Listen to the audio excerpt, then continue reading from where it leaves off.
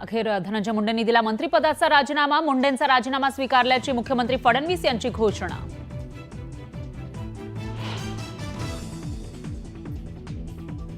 संतोष देशमुखांच्या हत्येचे फोटो बघून मन व्यथित झालं। राजीनाम्यानंतर धनंजय मुंडेंचं ट्विट, वैद्यकीय कारणास्तव राजीनामा दिल्याचंही केलं स्पष्ट।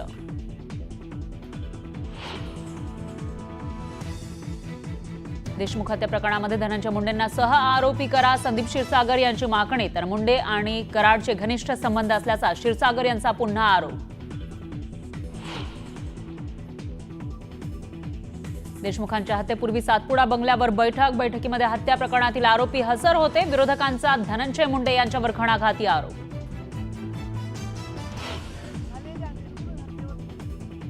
धनंजय मुंडेंचा राजीनामा फार आधी व्हायला पाहिजे होता, जे झालं ते योग्यच झालं। मंत्री पंकजा मुंडे यांची प्रतिक्रिया।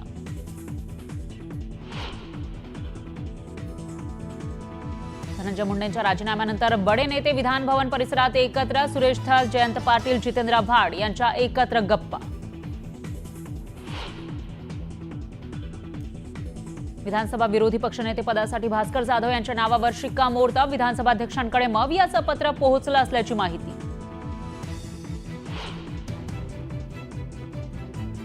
औरंगजेबाच्या मुद्द्यावरून अखेर अबू आझमी यांनी मागितली माफी। कोणाच्याही भावना दुखावण्याचा हेतू नव्हता, आझमींचं स्पष्टीकरण।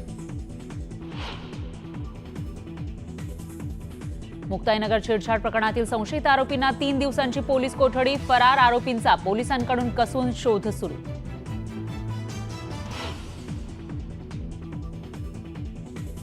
भरधाव कारवरचं नियंत्रण सुटल्यानं कोस्टल रोडवर भीषण अपघात। सुदैवानं जीवितहानी नाही, अपघाताचा थरार कॅमेऱ्यात कैद।